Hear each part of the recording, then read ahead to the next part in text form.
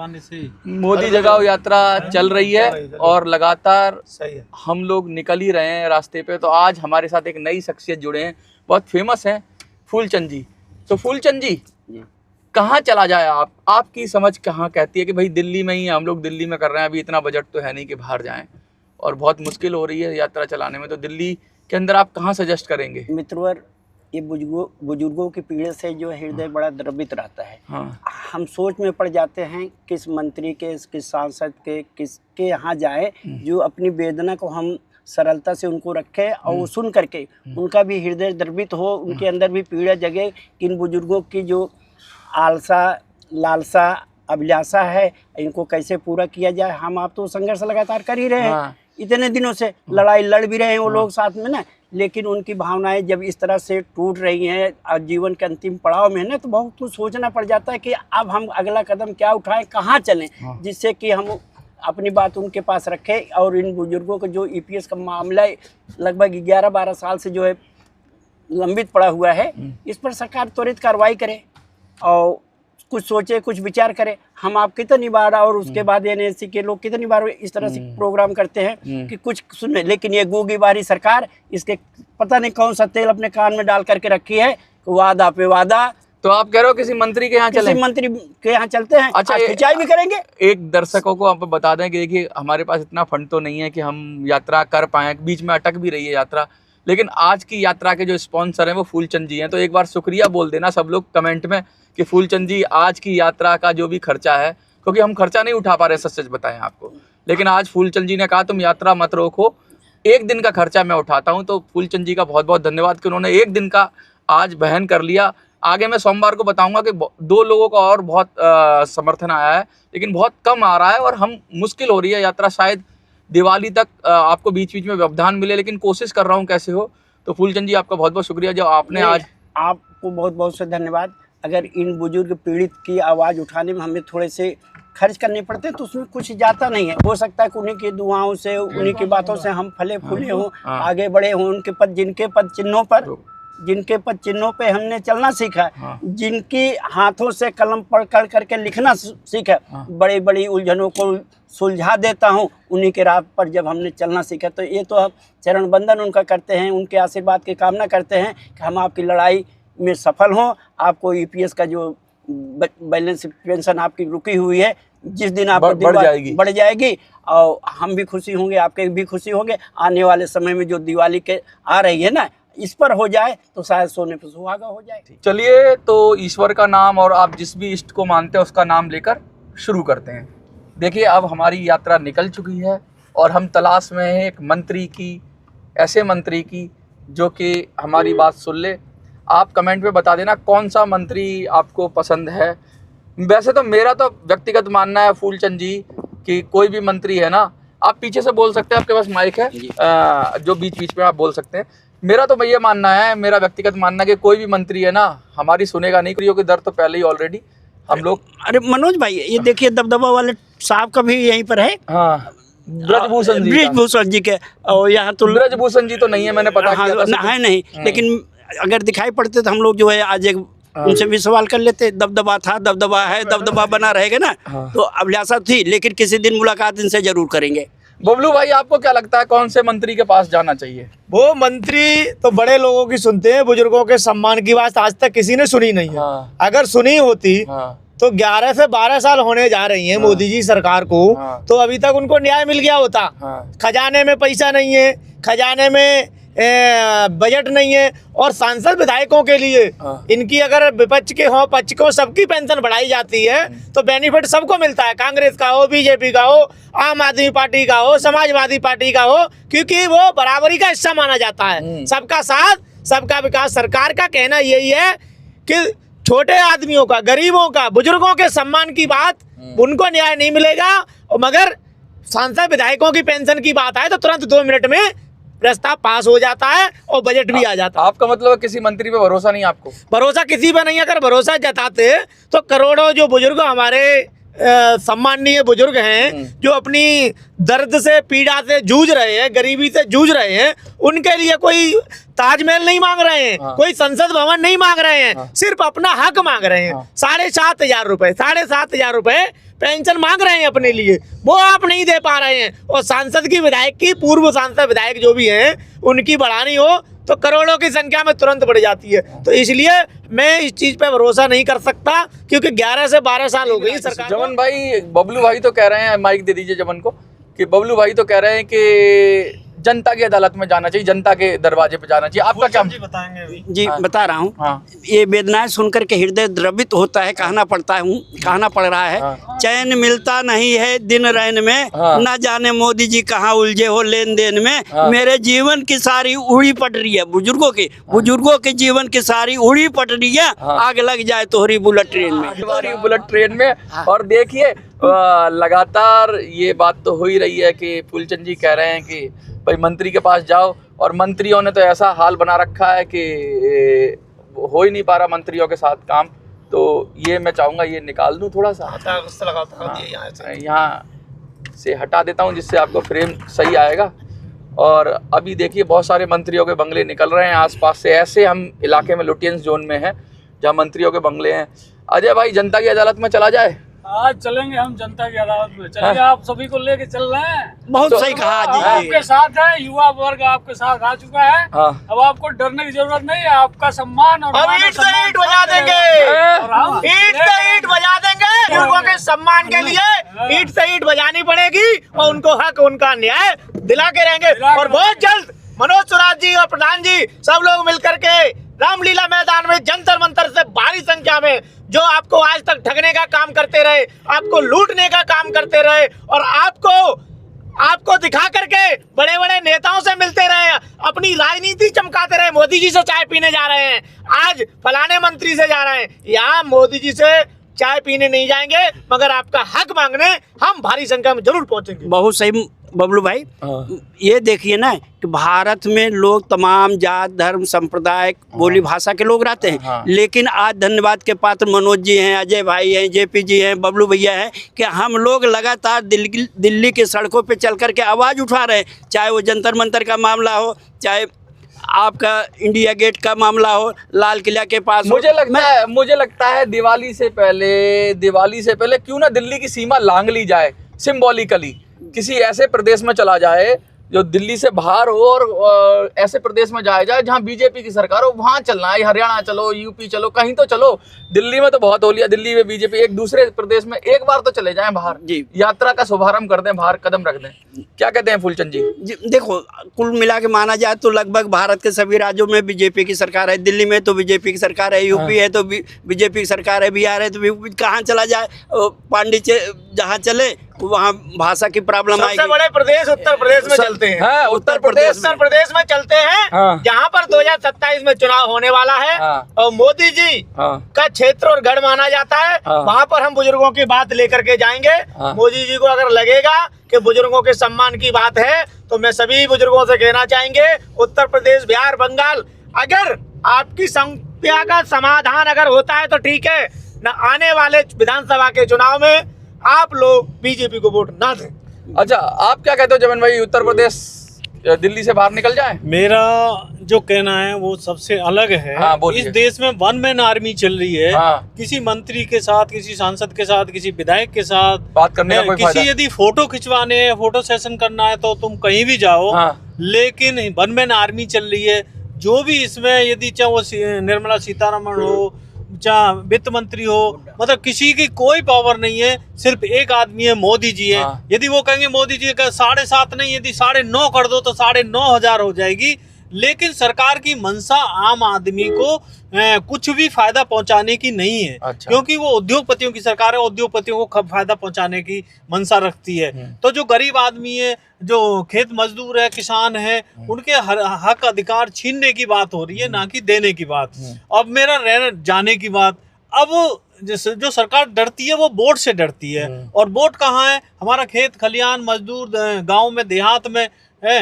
अब हम या तो हम बिहार में जाएं, तो बिहार में अभी हमारी क्षमता नहीं है कि बिहार में चले जाएं अभी, तो उसके बाद फिर बंगाल में, अब बंगाल में हमारी क्षमता नहीं है कि अभी हम जा सके। तो सबसे पहले ये उत्तर प्रदेश है, दिल्ली से सटा हुआ। तो मेरी मंशा ये है कि दिल्ली से सटे हुए उत्तर प्रदेश में चला जाए, और खेल खलियान मजदूर जो हैं, गांव देहात के लोगों, उनसे बात करी जाए, और वोट के माध्यम से दबाव बनाया जाए। जो सरकार या पॉलिटिकल पार्टी एक ही बात से डरती है, वोट से। और जब हमारा वोट हमारे कब्जे में होगा, हमारे कहे पे वोट देगा और बुजुर्गों के कहे पे वोट देगा, तो सरकार झुकेगी। और ये जो EPS 95 का मसला है, 7,500 प्लस DA, हम मांगने की जरूरत नहीं है, किसी संगठन को मांगने की जरूरत नहीं है, वो सीधा बुलाएंगे और खुद देंगे। क्या कह रहे हैं आप? बिल्कुल सही कहा, मैं आपकी बातों को समर्थन करता हूँ JP जी। मैं ये कहना चाहता हूँ कि ज़िंदगी में अगर झूठ आ जाए तो ज़िंदगी नरक बन जाती है। न शोहरत काम आती है, न इज्जत काम आती है, न दौलत काम आती है। अगर बात की हो कीमत तो ही बात काम आती है। आज भारतीय जनता पार्टी के चाहे प्रकाश जावड़ेकर हो, हेमा मालिनी हो, प्रधानमंत्री मोदी जी, कोई ऐसा नहीं है जो बुजुर्गों का आश्वासन न दिया होगा कि हम EPS 95 का काम जल्दी करेंगे। कहा के मुकर जाने वालों का अस्तित्व जो है गर्मी में ख़त्म हो जाता है। इस बात की जनता भी जानती है, बुजुर्ग लोग भी जानते हैं। भारतीय जनता पार्टी के शीर्ष नेता आशा और आश्वासन दे करके हम लोगों को बर्बाद कर दिया है। चक्कर पे चक्कर, तारीख पे तारीख, धरने पे धरना, प्रदर्शन पे प्रदर्शन कराते कराते जो है कितने लोगों ने अपने जीवन की लीला ही समाप्त कर दी, इस उम्मीद पर कि अब मिल जाएगा। अगर बुजुर्गों की थोड़ी सी राहत, आर्थिक सहयोग मिल जाता है तो उनका जीवन सरल और सरस हो जाता है। आप बताइए, जनता से मेरा सवाल है, क्या 1000 रुपये में किसी बुजुर्ग का पैथोलॉजी टेस्ट हो सकता है, दवाई हो सकती है, कंसल्टेशन हो सकती है, BP या शुगर, डायबिटीज, ऐसी सारी बीमारियां उनको पीछा कर रही हैं, उनका इलाज कतई नहीं हो सकता। ये आप मान लीजिए, देश को मजबूत बनाने में अगर इन लोगों का हाथ रहा तो हमारा भी साथ होना चाहिए, हमारी भी जिम्मेदारी होनी चाहिए। उन बुजुर्गों का इलाज के लिए कम से कम पैसे तो दिया जा सके। आज उनके मन में दुर्बलता आ रही है, तन में छीणता आ रही है, कितनी कमजोरी आ रही है। करोड़ों करोड़ की संख्या है आज। ये भीख तो सरकार से मांग नहीं रहे, उन्हीं के ही पैसा तो EPFO कार्यालय में जमा है, जो कट कट करके बेचारे थोड़ा थोड़ा काट करके हमारे अंतिम समय में वृद्धावस्था में काम आएंगे। लेकिन एक गूंगी बाहरी सरकार जो है, चले जाओ, हाँ आश्वासन मिल जाएगा, जल्दी हो जाएगा, चाहे वो शीर्ष स्तर के नेता हो, चाहे विधायक हो, चाहे मंत्री हो। आज तक ये रिकॉर्ड है मनोज भैया कि किसी मंत्री के पक्ष या विपक्ष को किसी ने नहीं कहा कि ये मांग इनकी गलत है। सबने कहा कि जायज़ है, ये मिलना चाहिए। इसके लिए बुजुर्गों ने अपने हक अधिकार की लड़ाई के लिए, चाहे वो रामलीला का मैदान हो, जंतर मंतर हो और अन्य जगहों पर भारत के कोने कोने पर EPFO कार्यालय पर धरना प्रदर्शन किया गया। आश्वासन मिल जाता है, अब हो जाएगा, तब हो जाएगा। कितने आंसू आंखों से निकल गए होंगे, कितने पैर के जूते चप्पल घिस गए, लेकिन 10 साल 11 साल का समय कम नहीं होता है। ये लोग कितने उम्मीदों पर ऐसे जिए हैं, लेकिन जब लड़ाई में निराशा महसूस होती है ना, तो आत्मा जो है कमज़ोर होने लगती है। तमाम तरह के सवालों के जवाब देना पड़ता है कि क्या करें। ये आज वो बुजुर्ग जो है कितने खुश होते जो उनके जो आश्रित होकर आज बच्चों पे जी रहे हैं। अगर वही बच्चे इनके पास पेंशन के पैसे रहते तो उनके कायदे से खाने के पीने के बहू बेटे करते। लेकिन आज ये उपेक्षा के शिकार होते जा रहे हैं कि उनको कोई पूछता नहीं। उनको रहता है कि बहू 10 रुपये दे देगी, बेटी 10 रुपये दे देंगे, कोई दे देगा तो हम अपनी दवाई करा लेंगे। जो सरकार इनको परेशान कर रही, हो सकता है इनकी बद्दुआएं आने वाले समय में इस सरकार को भी लग जाए। चलिए, बहुत बड़ी बात कही है आपने। मैं कुछ और बोलना चाहता हूँ कि चलिए, आज जो जमन भाई ने बोला कि जनता की अदालत में ही चलें और गांव देहात में ढूंढें किसी को, तो किसी ना किसी गांव देहात में ढूंढेंगे हम चल के और यूपी में चलेंगे। तो चलिए, आज बाबा की नगरी, बाबा योगी बाबा की नगरी में जा रहे हैं और देख रहे हैं। आज दिल्ली के बाहर निकल के ट्राई है हमारा। अगर वीडियो अच्छी लगे तो आप ज़्यादा से ज़्यादा लोगों तक शेयर करिए और मैं रास्ते में दिखाता चलूँगा कि हम कैसे कैसे जा रहे हैं। अभी दिल्ली में ही हैं हम, और दिल्ली से हम निकलेंगे तो हम नोएडा में प्रवेश करेंगे और नोएडा के बाद हम कोशिश करेंगे और आगे जाएं, ग्रेटर नोएडा, जहां तक हमारी क्षमता होगी, गाड़ी में पेट्रोल होगा, वहां तक जाएंगे और जाकर आपकी बात को पूछ के आएंगे गांव देहात में, किसी ना किसी गांव देहात में, या सड़क चलते हुए इंसान से पूछेंगे। आगे बंदे रहिए। ये जो टनल है, अभी हम टनल से निकलेंगे और ऐसी टनल है, इतना विहंगम दृश्य होगा कि आप देखेंगे तो आपको कितना लगेगा कि दिल्ली सचमुच विकास कर रही है। इतना विकास कर रही है तो फिर पेंशनर्स का विकास क्यों नहीं। देखिए, वेलकम कर रही है, ये देखिए वेलकम कर रही है टनल। और इस टनल के निकलने के बाद ही सीधा हम लगभग नोएडा में घुसने की कगार पे पहुंच जाएंगे। थोड़ा सा चलेंगे सराय खाले खां से आगे तो ये चले जाएंगे। इंडिया गेट से आगे एक टनल है, देखिए चित्रकारी नक्काशी देखिए, जबरदस्त। दिल्ली के अंदर देखिए, ये जमीन का विकास हो रहा है, बिल्डिंगों का विकास हो रहा है, लेकिन लोगों का विकास कब होगा, ये सवाल यक्ष प्रश्न है। और मैं लगातार आपको मैं पीछे भी माइक दूंगा, अभी फूलचंद जी से बात करूंगा, लेकिन मोटी बात ये है कि इस टनल के अंदर जो कुछ हो रहा है, ये विकास हो रहा है, ये देखिए इतना लाखों करोड़ों रुपया लगा रही है, तो थोड़ा सा पेंशन दे देगी तो क्या चला जाएगा सरकार को। देखो कैसे चित्रकारी करी हुई है टनल के अंदर, और इतनी चौड़ी सड़क है दिल्ली के अंदर, और ये सीधा टनल से नोएडा की दूरी बहुत कम हो रही है। और मैं अब फूलचंद जी को पीछे माइक दे रहा हूँ।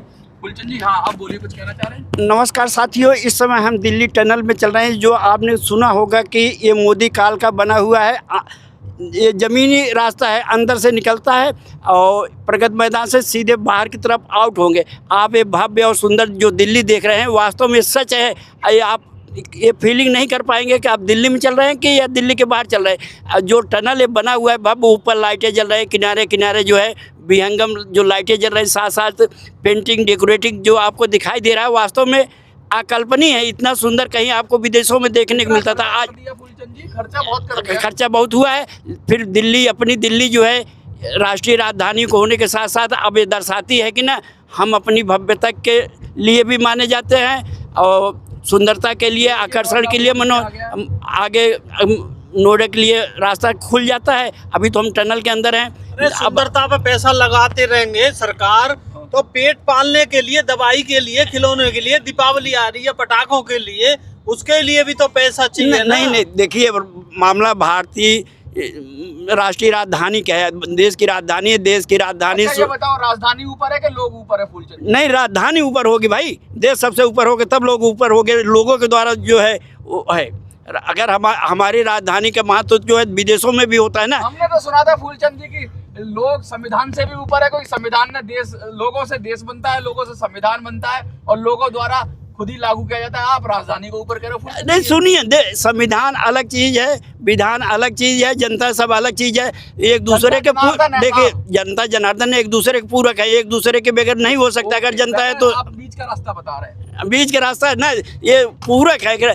अगर संसाधन व्यवस्था है तो पूरक है। अगर मान लीजिए, ये बताओ फूलचंद जी, चित्रकारी जरूरी है, दीवारों पे चित्रकारी जरूरी है, दवाई जरूरी है बुजुर्गों की, ये बताओ। चलो, दोनों जरूरी है भाई। देखिए, अगर आप स्वस्थ हैं, सुंदर है, मस्त हैं, तो चित्रकारी भी अच्छी लगेगी। भूखे तो दवाई जरूरी है ना। भूखे भजन ना होए गोपाला भाई, घंटी माला दिल्ली में ना, दिल्ली या किसी फॉरेन डेलीगेशन आता है, सुंदरता पे भी काम करना चाहिए, स्वच्छता पे भी काम करना चाहिए और रोडों पे भी काम करना चाहिए, सब पे काम करना चाहिए। लेकिन सबसे पहले अपने जो बुजुर्ग है, जो पहली थाली अपने घर में रोटी की आदमी देता है, तो उसके लिए दवाई के लिए सरकार का काम है ना। अरे उन्हीं के तो पैसे मांग रहा है, 9 लाख करोड़ रुपए EPF में जमा है, क्यों नहीं दे रही सरकार है? बताओ आप। तो सरकार नहीं दे रही, इसलिए सरकार निंदा के पात्र भी हो रही। दो बातें जो है बुजुर्गों की भी सुन रही है, जनता के भी सुन रही है, आप जैसे पत्रकारों की भी आवाज़ सरकार को सुनना पड़ रहा है। अगर कमियां न होती सरकार को ना, तो सरकार इतना। जी आप भी कुछ बोलो भाई, आप शांत कैसे हो? सरकार तो भाई ठगने का काम करती है, वोट में वादा किए हुए पूरे नहीं करती है। चुनाव आ गया तो समझ लो बोलने लगेगी बुजुर्गों के सम्मान के लिए, जंतर मंतर पे और बड़े बड़े मंचों से बड़े बड़े लोग बड़ी बड़ी बातें करते हैं और कुछ नहीं, बाद में दिखा देते ठेंगा।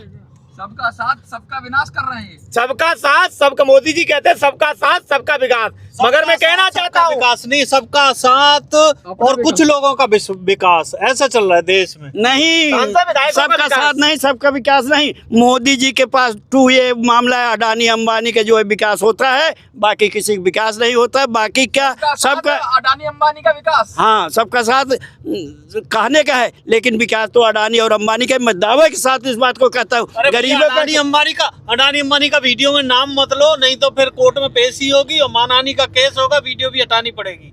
मैं कायर वो नहीं हूँ जो धमकी से डर जाऊं। जाएगा नाम तो जाए, लेकिन जो सत्य है तथ्य के साथ बात को कहता हूँ।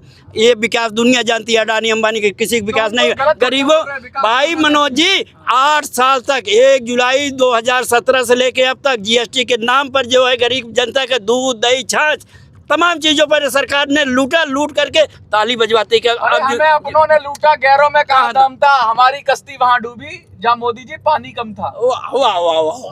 तो मोदी जगह यात्रा सही कर रहे हैं। मोदी बिल्कुल, मोदी जी के चेहरे की आभा लालिबे जो रौनकता थी ना, आज वो ख़त्म होती जा रही है। मोदी जी आप ये बताइए, बिना परिवार के करवा चौथ का व्रत होता है, लेकिन जनता, देश की जनता, औरतें जान गई हैं कि बिना करवा चौथ का भी 70-75 साल जिया जा सकता है।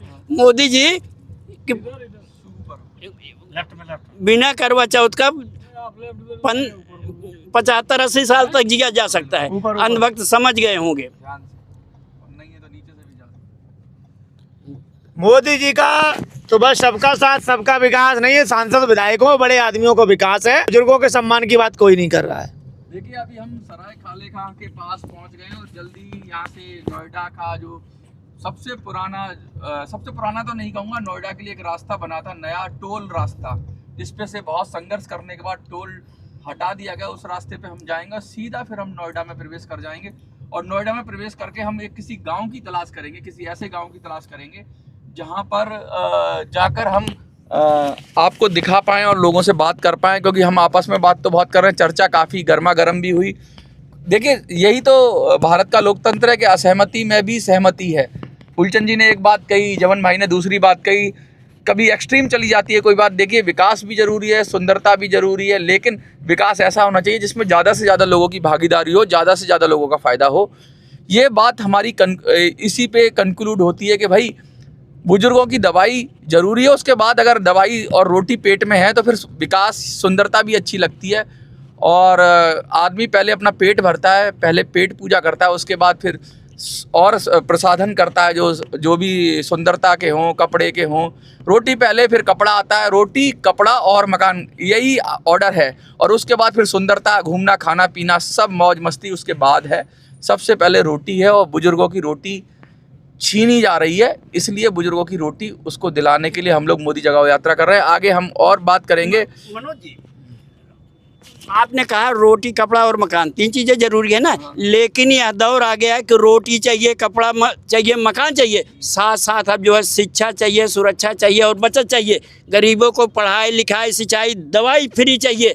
ये नहीं कि घूमने के लिए केवल पैसा फ्री चाहिए, आज यहाँ कल वहाँ। इससे नहीं, जिस देश में आप जाते हैं वहाँ से कुछ लाना चाहिए। व्यापार नीति कुछ ऐसी होनी चाहिए, विदेश नीति कुछ ऐसी होनी चाहिए कि हम कुछ अर्जित कर सके। लेकिन आज कहीं ये महसूस नहीं होता है कि हम उत्पादन के मामले में, कृषि के मामले में, हर क्षेत्र से हमारे अंदर आत्मनिर्भरता आ जाए। जैसे मोदी जी कहते हैं कि स्वदेशी अपनाओ, स्वदेशी अपनाओ, तो मैं मोदी जी को एक संदेश देना चाहता हूं, हम तैयार हैं। अब हम पहुंच गए हैं दिल्ली की सीमा से, लगभग बाहर निकलने की बात कर रहे हैं। और ये जो टोल पे है, ये नोएडा टोल कहते हैं इसको, इस रोड पे हम आ गए हैं और आगे से हम नोएडा में प्रवेश कर जाएंगे। तो ऑफिशियली हम थोड़ी ही देर में यूपी में होंगे, योगी बाबा के क्षेत्र में होंगे। और योगी, बहुत सारे योगी बाबा की तारीफ करते हैं, तो देखें वो कितना दबाव डाल सकते हैं मोदी जी पर।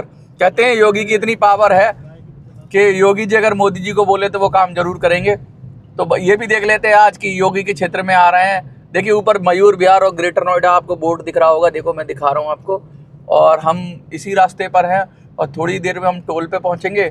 और टोल पे पहुँचने के बाद आगे का हाल मैं आपको ज़रूर बताऊँगा कि भाई यहाँ पर एक टोल होता था जो अब इतिहास की बात हो गई है। उसके लिए भी लोगों ने संघर्ष किया था, उस टोल को हटाने के लिए। इसी तरीके से EPS 95 पेंशनर्स आपका संघर्ष जारी है। और आज नोएडा में ठिकाना है, दिल्ली से निकल के नोएडा आ गए हैं। NCR ही है, लेकिन यूपी में तो लग गए ऑफिशियली हम लोग। चलिए आगे का हाल में दिखाता हूँ। जमुना के पुल के ऊपर से हम नीचे, आपको जमुना दिख रही होगी, जमुना के ऊपर है इस समय हम, और जल्दी ही हम पहुंच जाएंगे नोएडा में। ये जमुना मुझे लगता है कि नोएडा और यूपी की सीमा को विभाजित करती है। और मैं एक बात और बता दूं, ये जमुना का जितना भी क्षेत्र है दिल्ली के अंदर, ये यूपी सरकार ही देखती है। तो ऑफिशियली हम लोग यूपी के क्षेत्र में हैं इस समय, क्योंकि जमुना के ऊपर है हम। यमुना के आसपास जो खादर का क्षेत्र है उसकी मालिक यूपी सरकार है। और सामने आपको टोल दिखेगा थोड़ी देर में। देखिए ऑफिशियली हम लोग अब यूपी में प्रवेश कर रहे हैं। ऊपर बोर्ड आ रहा है, एक बोर्ड देखिए आप, जिस पे लिखा हुआ greater Noida Yamuna express way Noida, Noida city, Dadri, Secunderabad, ये बोर्ड है।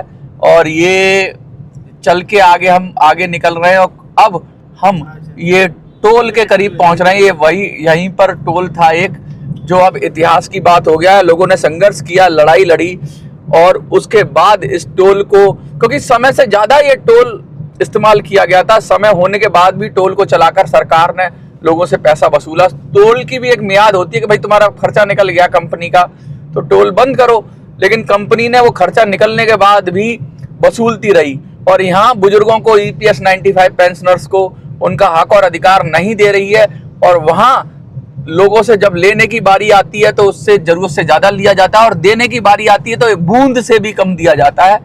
यही संघर्ष की वजह है, यही परेशानी की जड़ है, और यही मैं बार बार कहता हूं कि जब तक आप, विवेकानंद जी ने कहा था उठो जागो, और जब तक मंजिल ना मिले तब तक चलते रहो। तो आपको भी जागना पड़ेगा, सहयोग करना पड़ेगा।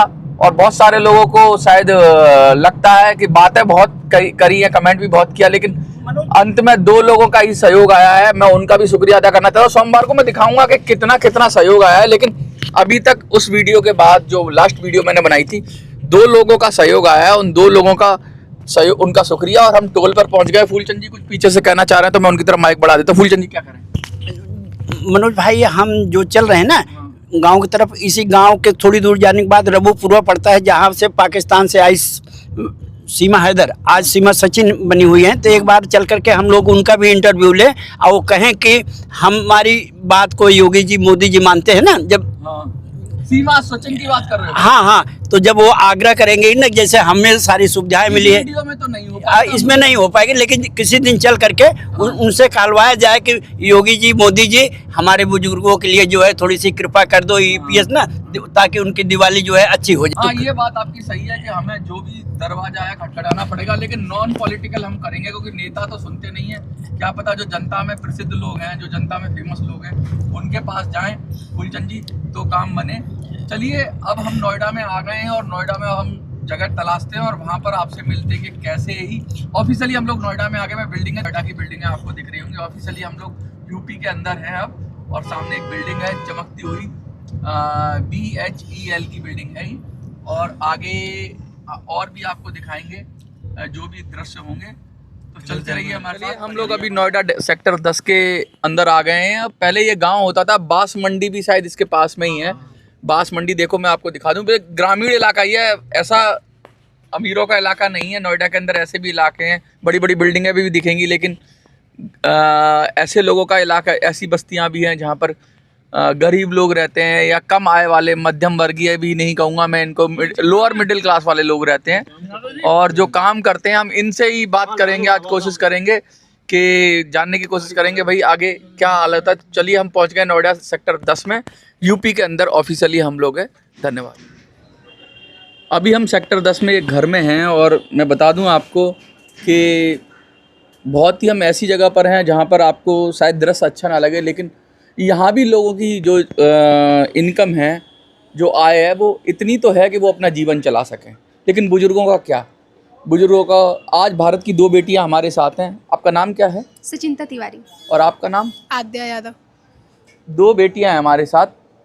क्या लगता है आपको, एक इंसान को कम से कम कितना खर्चा चाहिए 1 महीने के अंदर? अगर आप अपना घर चलाना चाहते हैं, अकेले हैं, तो कितना खर्चा चाहिए कम से कम?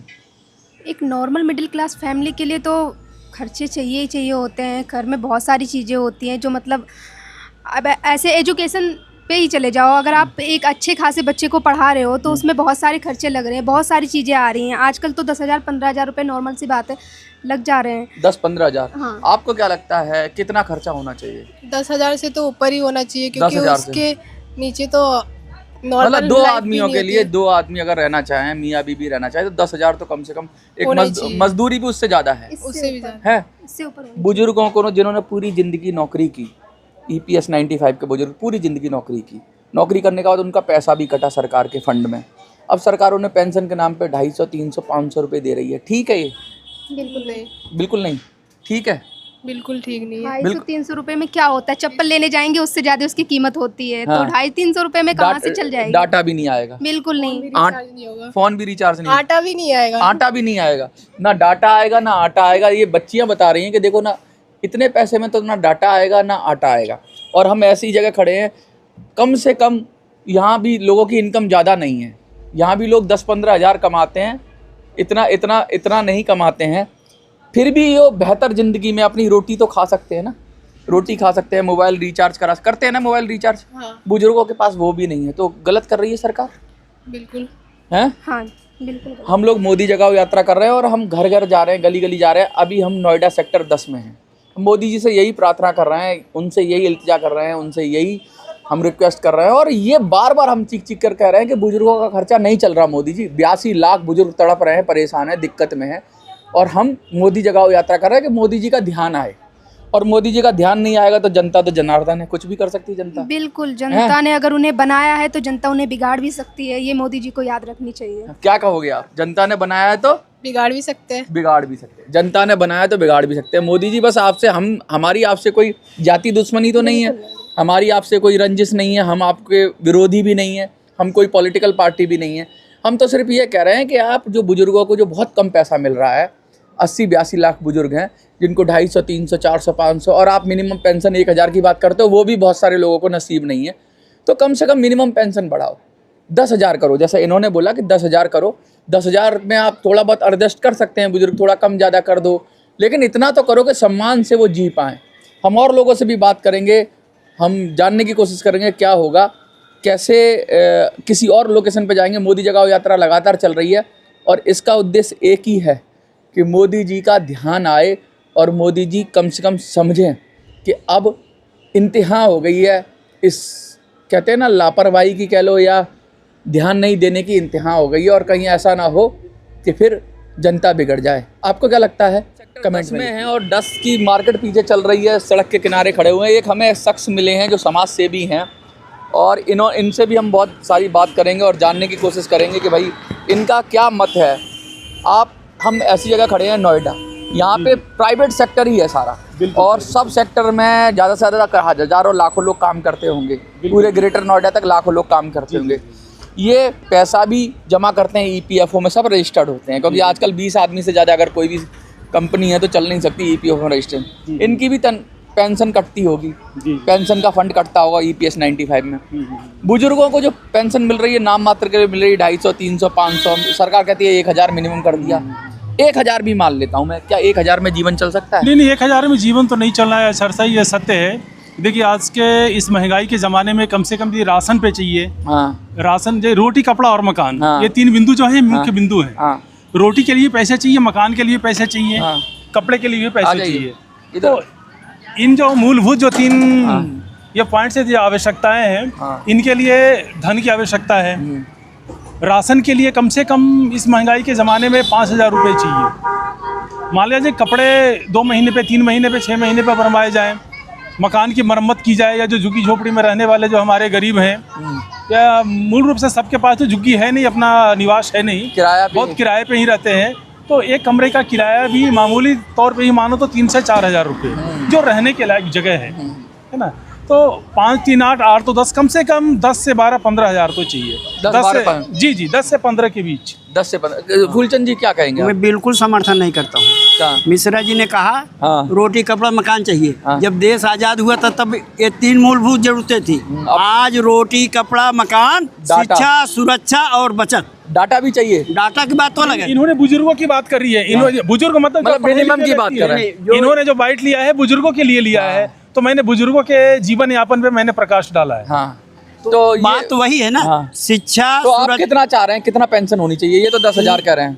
10,000 नहीं, 15,000 चाहिए। 7,500 तो हमारी कोर्ट। 15,000 पे सहमत हैं आप? मैं 10 से 15 बोला हूँ, मैंने कहा है 10 से 15 पेंशन चाहिए। यहाँ तो EPFO कार्यालय वाले सारे पैसे जो है बुजुर्गों के लेकर के अपने पास जो है न जाने कहाँ अपने पास रखे, कि मोदी उस पैसे को लेके अडानी अंबानी को दे दिए। पैसे गए कहाँ? बुजुर्गों के पैसे मिल तो उनके पैसे खुद के नहीं रहे, पेंशन के पैसे नहीं दे रहे। सरकार ये कैसी है? हम कैसे उसका गुणगान करें? बताइए। जो बुजुर्गों पे रहम नहीं कर रही है, तरस नहीं खा रही है कि आज उनकी ज़रूरतें बढ़ गई। रोटी, कपड़ा, मकान, शिक्षा भी चाहिए, उनके परिवार के बच्चों को सुरक्षा भी चाहिए, बचत भी चाहिए, दवा दारू को भी पैसे चाहिए, आटा डाटा के भी पैसे चाहिए। तो सरकार 10,000, 7,000 में क्या कर पाएगी? आप उसको तो 15-20 हज़ार करना चाहिए, खुश होकर के दिवाली के अवसर पर। फूलचंद जी आपको सारे पैसे यदि सरकारी गवर्नमेंट ही बियर करेगी तो उनके जो बच्चे हैं, अपने जो हमारे बुजुर्ग हैं, अपने पीछे अपनी जो एक पीढ़ी को छोड़ रहे हैं, वो उनके लिए क्या करेंगे? उनका क्या दायित्व है?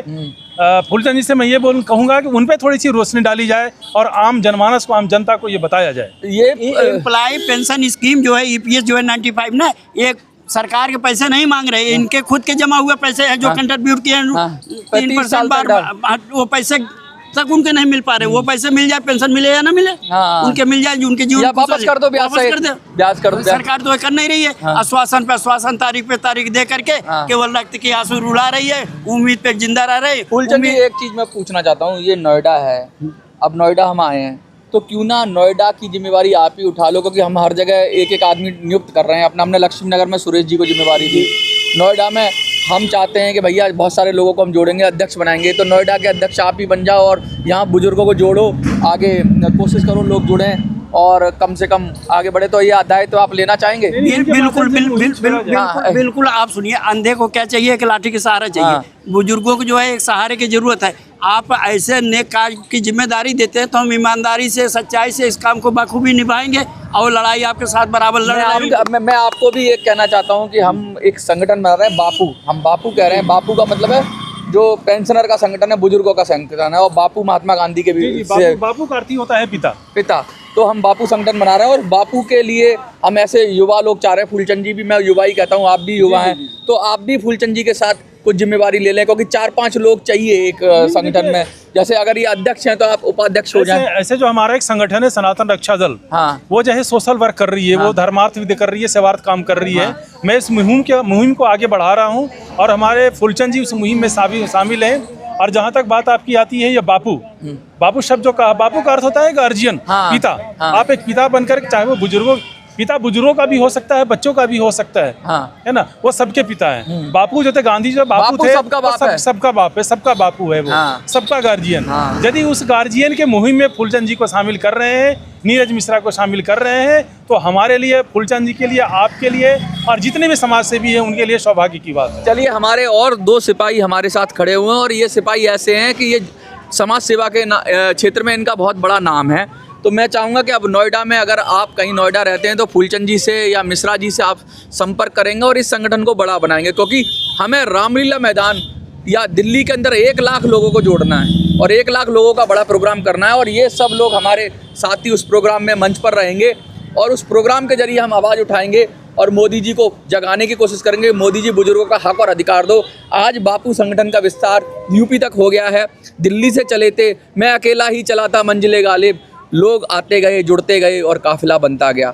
आज नोएडा की धरती से ये संदेश दे रहा हूँ कि संदेश मैं दे रहा हूँ, लेकिन मैं चाहता हूँ फूलचंद जी भी कुछ उत्सुकता में हैं तो कुछ कहना चाहते हैं। और इनसे ही मनोज जी, हमारे मित्र जो मिश्रा जी हैं, ये इनका सनातन रक्षा दल है, राष्ट्रीय अध्यक्ष हैं आप। अच्छा।